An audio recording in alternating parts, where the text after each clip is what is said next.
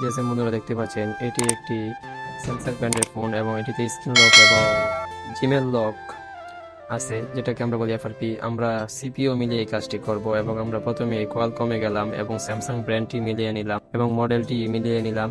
Samsung A11 মিলিয়ে আমরা erase এফআরপিতে click করে টেস্ট পয়েন্টে কাজটি করতেছি। দেখতে পাচ্ছি আমরা টেস্ট পয়েন্টে শর্ট করে রাখলাম এবং কেবলটি কানেক্ট করা মাত্রই আমাদের কাজটি শুরু হয়ে গেল। দেখতে পাচ্ছেন আমাদের এফআরপি লকটি রিমুভ হয়ে গেল, এফআরপি লকটি কেটে গেল এবং আমাদের ফোনটি অন হয়ে গেল এবং কিছুক্ষণ সময় লাগবে মোবাইলটি অন হতে। দেখতে পাচ্ছেন আমাদের সেকেন্ড লোগোতে ফোনটি চলে এসেছে এবং কিছুক্ষণের মধ্যে ফোনটি পুরোপুরি অন হয়ে গেলে আমরা সেটিংস করব।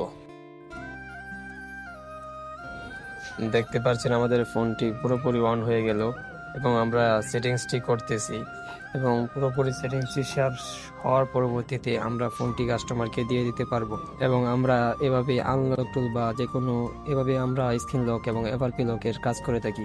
চাইলে আপনারা অনলাইনের মাধ্যমে এবং আমাদের মাধ্যমে যে কোনো লকের স্ক্রিন লক এবং এফআরপি লক রিমুভ করতে পারবেন।